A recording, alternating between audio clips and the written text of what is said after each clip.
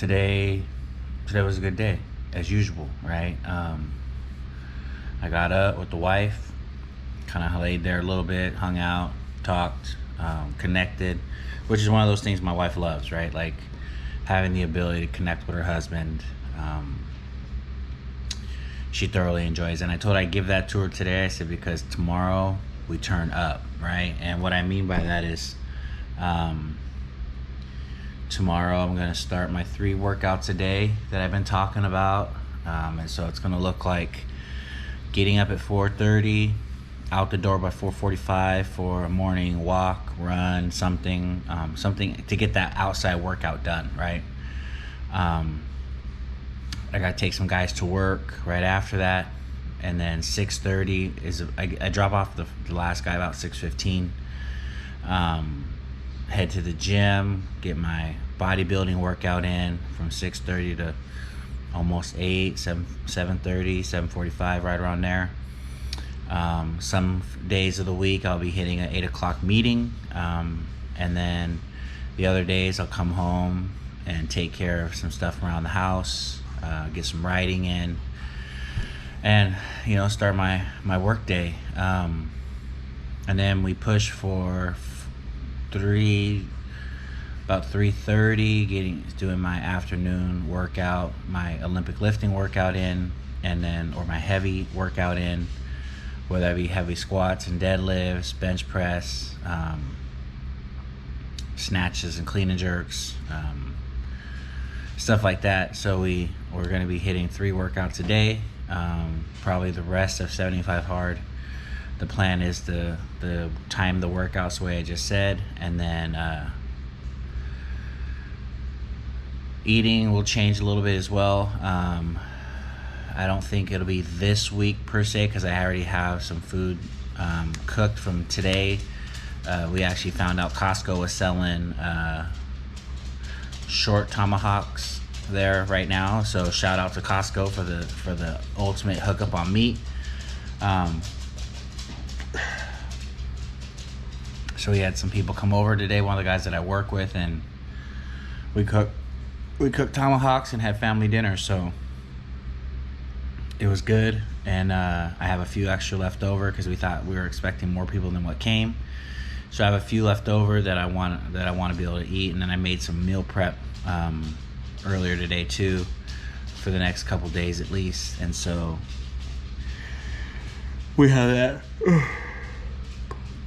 that to get through. And then but I do want to start fasting. I had been talking a little bit about that because we want to amplify the fat burning aspect. And so I'm thinking we'll start with 72s, probably 72s.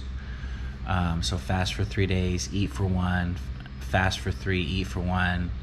And it'll probably be low carb for the one that I do eat. So 3 on, 1 off, 3 on, 1 off.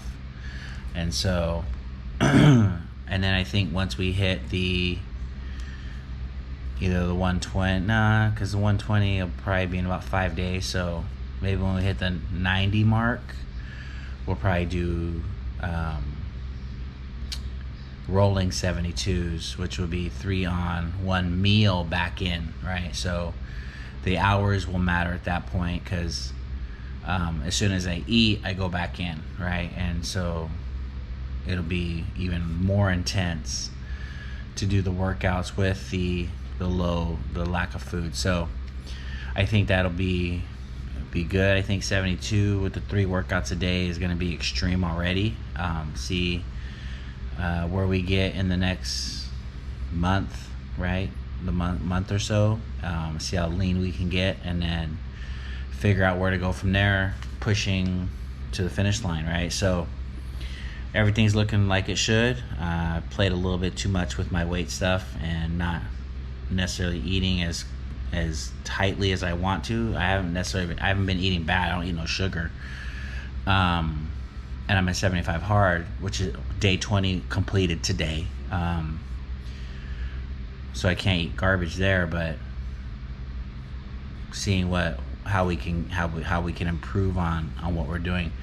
I was listening to Andy Wright speak today, or Andy Elliott, and he's like a salesman, kind of helping people work on rebuttals for objections and how to sell, mindset selling stuff. And so one of the things that he did say today that I was listening to was if nobody should be better at your business than you are, and if they are better, then you are no longer the leader. And I take that to heart, right? Like there's a lot of people who look up to me, who follow me, who are watching me, who are counting on me to take care of my stuff, right? To take care of my business. And if I don't, then I'm letting a lot of people down. So I personally need to step my own game up.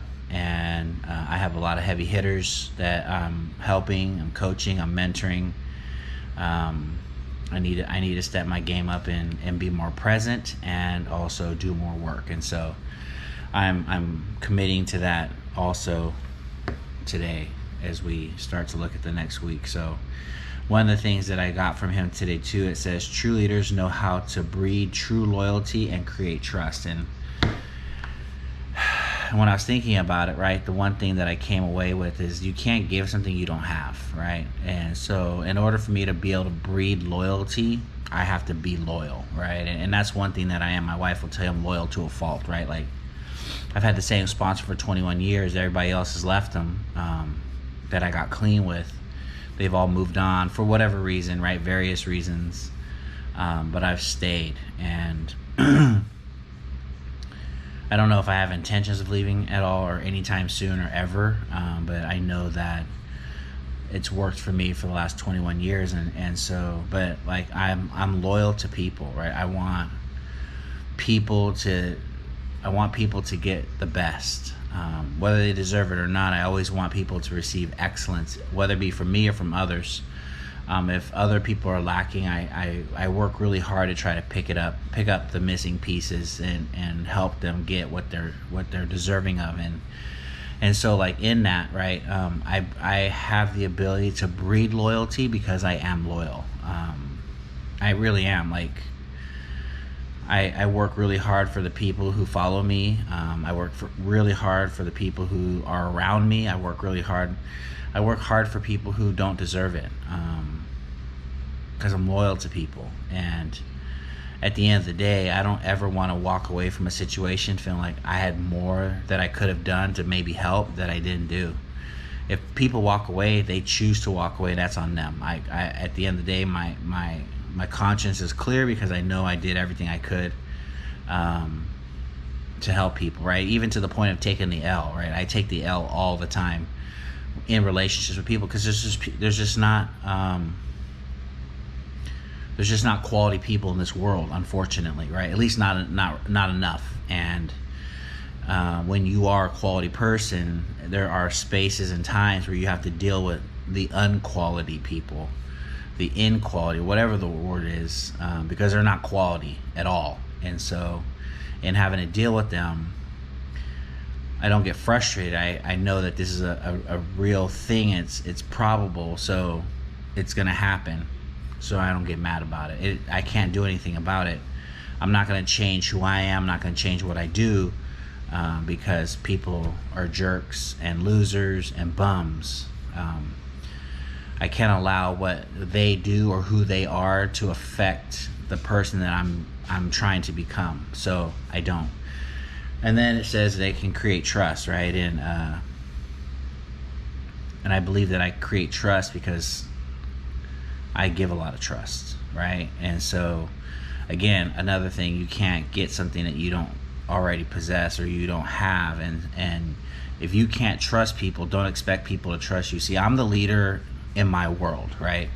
I don't look for other people to lead me or show me how to do things. I have men who speak into my life and that mentor me. And that I've received coaching from or guidance from or even direction, right? Or direction is the word that I want. Corrective action, right? Like I want them to show me those things, but I don't wait for them to do things. I seek what I need, and then I I put into action what I've been told, what I've been given. And sometimes they do show me, they exemplify the things that I'm needing, so I follow. But I don't need other people around me to show me how to do things for me to be able to give them back, right? I don't give loyalty because I get loyalty. I don't give trust because I get it. I get them because I give them first, right? Like, I always tell the guys that I work with, man, stop waiting for people to lead you, right? Stop waiting for your wives to lead you. Stop waiting for your girls to lead you, right? Because you always want to say, well, I'm not going to do this because they don't do that. No, who cares? You do it, right? You do it. And like, that's what Jesus did, right? Jesus went on the cross and died for me. He didn't wait for me to get right.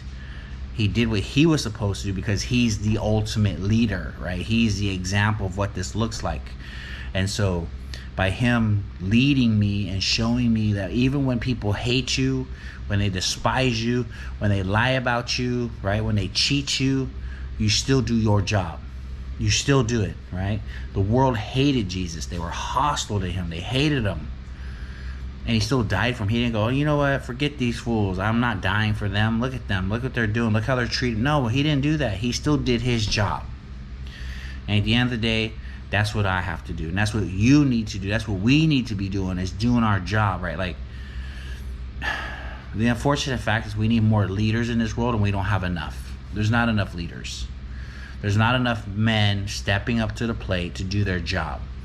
They're all busy looking for a participation award, waiting for somebody else to treat them right so that they can treat other people. No, lead. Be a leader. Stop waiting, right? Stop looking for somebody else to do the job that God has given you to do. If you got people following you, you need to be a leader. Stop waiting. Stop being a punk and a sissy and a chump, looking for your wife to lead you and show you how to do things because you don't want to do it because she don't do it. Lead. Be the example, and don't look for it in return. I don't lead my family and lead my wife expecting them to be nice to me because I lead them. No, I lead them because that's my job. At the end of the day, that's my job. That's what I believe. And if you don't believe that way, I'm sorry for you, right? Because I don't know what you believe then, right? Like, you're waiting for somebody else to be the leader for you, and God created me to be that, so I'm doing it, you know. And so but in being a good leader, what did it say? I'll read it one more time. It said, true leaders know how to breed loyalty, true loyalty, and create trust. I think I do those things because I want to be a true leader, right? But I'm come from the camp of I lead by example. So I'm going to get in the mix with my people, right? I don't stand away and like, hey, do this, do that. No, I'm going to get in the mix, and I'm going to grind with my people and show them what this looks like, what it looks like. Because if they don't see me doing it, they're not going to follow me. They're not. That's just the way it works. I don't follow people who don't get into it with me, right? Like, let's get it. Let's go, right? Let's go. If you're going to show me, if you're going to be my leader, show me how this is done. So let's go. And I want to be that leader, right? I want to be the leader who gets in the mix with my guys. So I just want to talk to you about that, like, for a quick second. Like, be the leader, right? Be the leader in your world. Yes, we all have to follow somebody to learn how to lead. Yes, I 100% agree with that. But I'm talking about there are people that are surround us that we lead. That God has intended for us to lead.